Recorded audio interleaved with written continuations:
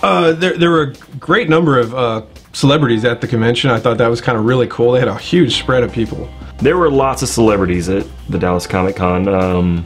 One of the big names, Stan Lee, was there. The whole Firefly, you know, ensemble, minus a couple, were there. Adam Baldwin was there. And he's just great. Like, I loved that he was sitting at his table, you know, and like his was like higher. He was clearly sitting on like a stool rather than a chair. It was kind of high up, you know. He wanted to be able to kind of stand up, talk to people and stuff like that. I thought it was neat. It just kind of shows his personability, you know. It was neat to see Summer Glau. She seemed like she was super happy to be there, and she was taking time to take pictures with all the fans, even though her line was a mile long.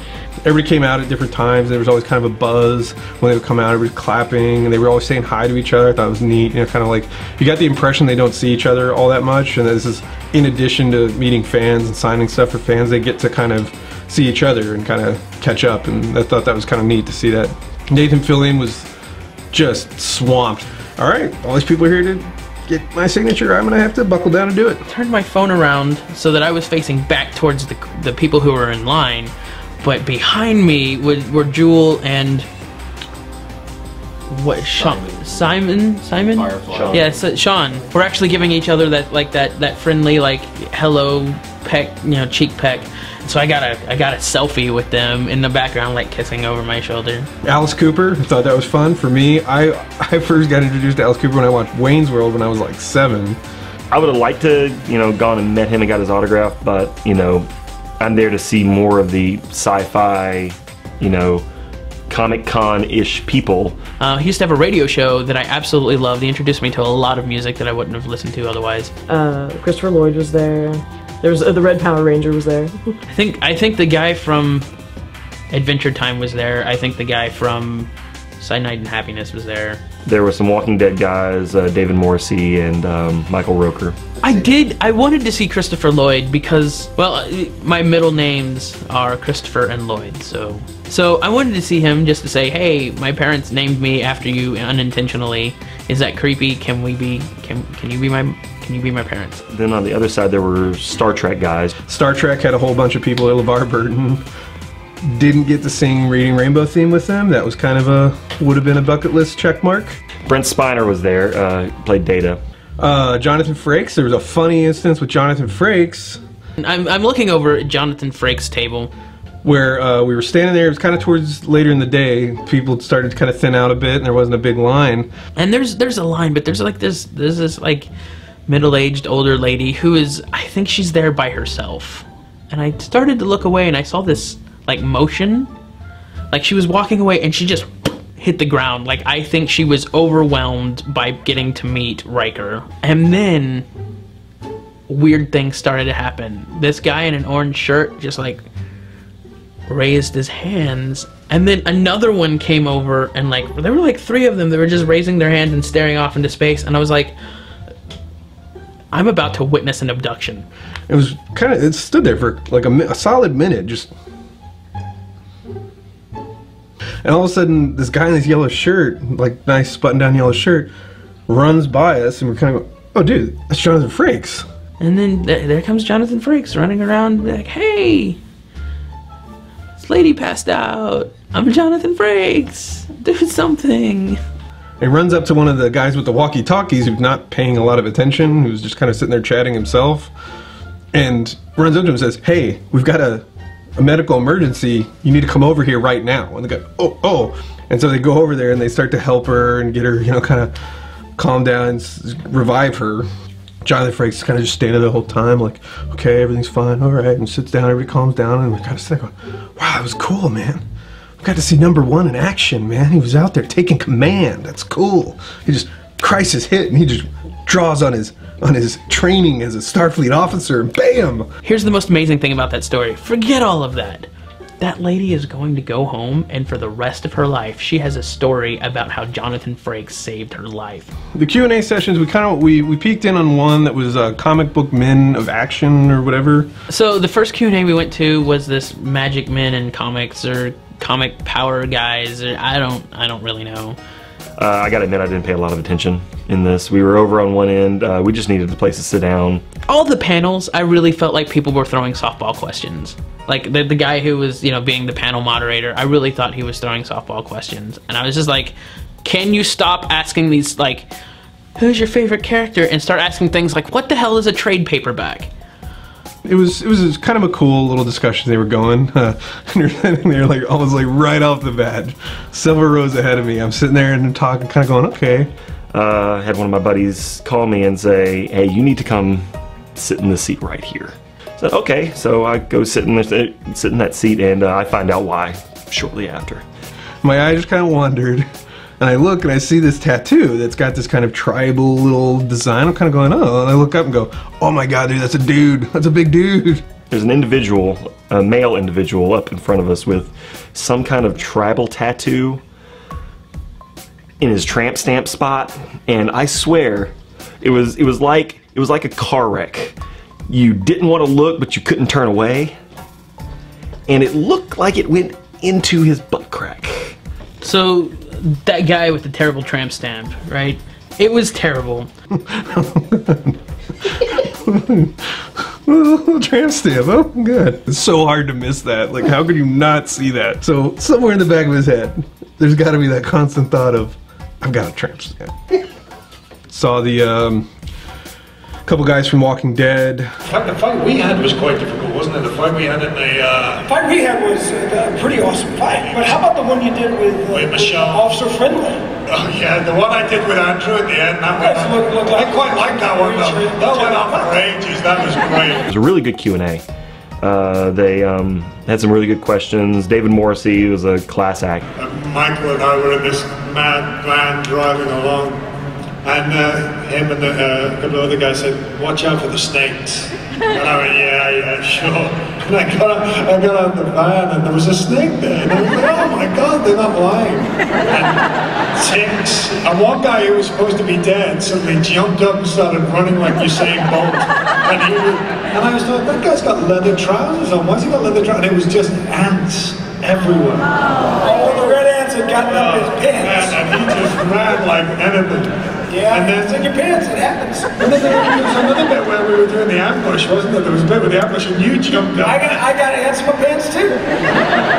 I was very impressed with David Morrissey. He was a very classy guy. The Walking Dead Q&A was fun. Michael Rooker, he seemed like he was drunk or something. Michael Rooker, he's a little less polished than David Morrissey. I guess that's the nice way to put it. You know, because we're picking ticks off each other, okay? Yeah. I swear, it's true. Yeah. You're out there in those woods and you come back in, it's lunchtime, and you raise your shirt and you're going like, oh no, somebody get this off. We went to the Walking Dead Q&A. There's this short, rotund lady dressed up as an Ewok. She looked like she was having fun, but she got in my way. And they're showing trailers on the two big screens. And this little Ewok, she is in the row in front of me. She's standing right in front of me. No, I guess she's 2 rows in front of me. She's standing right in front of me. And she's just standing there looking backwards at the entrance. And I can't see the trailers. And this is starting to really piss me off because John's like, I said, what is it? Is that Chris Pratt? What movie is he in? And John's like, that's Guardians of the Galaxy. Have you not seen the trailer? I was like, no, I haven't seen the trailer. I don't. And he said, I'll just watch. And I was like, I'd like to, but this Ewok is in my way. But then at the end of the day, we got to see Nathan Fillion's panel. Let's see. So Nathan Fillion gets to his Q&A and just blows it out of the water. And he was very, very down to earth and very just happy to be there. He is ruggedly handsome, as he loves to say. Because he really seemed to like doing it. And he is incredibly charming, and he seems like he genuinely loves his fans. What I like about Malcolm Reynolds is that he will fight you. He will always fight. But he always loses. So when he gets a little tiny victory, it doesn't matter. He's naked in the desert by himself. But did the plan work? Yeah. Then it's a win. I love that. I take my life like that. Any victory I can get. in their minds this character that they love, they appreciate so much, and this guy shows up and he's appreciative of them. I think they can key on that. I think they feel that, and I think that was what was neat about his Q&A. I think he really put off a lot of cool vibes about that. You know what? I'm going to tell you this. The last scene I filmed on Serenity was the stuff at in Mr. Universe's his TV room. Thank you, Larry. That sounds good. The Ropus room. Well, with all the TVs, they're all busted up, and I look at him and I go, oh, and I hear the message from the Love Doll, and I go, oh my God, okay, I gotta go. Take off, right? That was the last thing I did. That was the last thing I filmed. It's like, ladies and gentlemen, Nathan Fillion is wrapped. And everybody stood there with like, and I'd never seen that before, where they clap when you're done. It was brand new to me. Thank you.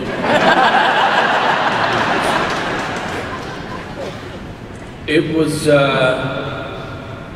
really neat, and I was able to talk to all those people and just say, and I just kind of had to say something, or I'll look at me for a second. So I said something. It was something, I don't know what I said. It was something to the tune of, this was an unfinished part of my life, something that was taken from me, and I was able to get it back.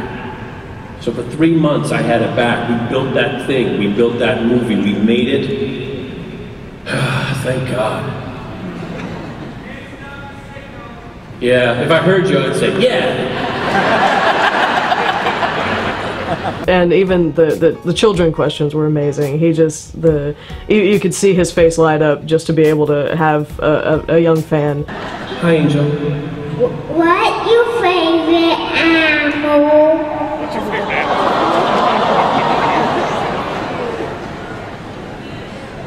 My favorite animal is a cat. Because dogs will like you just like that. They don't care. They just like everybody. But a cat, if a cat likes you, you gotta do something pretty special. Cats don't like anybody. Thank you, Angel. Right here. You're welcome. Come. On the whole, I think it was a great convention. There's plenty of stuff to do, and we didn't even get to look at all the Q&As, the panels, everything that was going on, and we still felt I felt that I got to see a lot of what I wanted to see. While it may not be my core interest, I was like, oh, this is like, everybody was having fun. I think it was very well put on. It was very well done. It had its shortcomings, but you're not going to get everything right every time. I would definitely want to come back here. I'm definitely planning on coming back here next year. I would like to rebut Houston versus Dallas. So earlier, Jen did. As I walked in, Jen said, she said, you know, I don't really like Dallas. Dallas is awesome. Wow. Awesome. Yeah. Awesome, huh? And here are the 3 phases of the soap opera take. And they work for any scene. I learned this on a soap opera, taught to me by a very nice man named Michael Knight. Not the Knight Rider. Because they always say, wait a minute, that woman you killed was your own sister. And then it's like a close-up on you that gets really slowly draws in that you're just sitting there. Oh no, my sister. You're emoting, it lasts forever. My friend taught me, he says, here's what you do. I always complain, it's too long, too long. He goes, here's what you need to do. 3 phases. First phase, oh my God, did I leave the stove on? Second phase, I did leave the stove on. Third phase, no, I turned the stove off.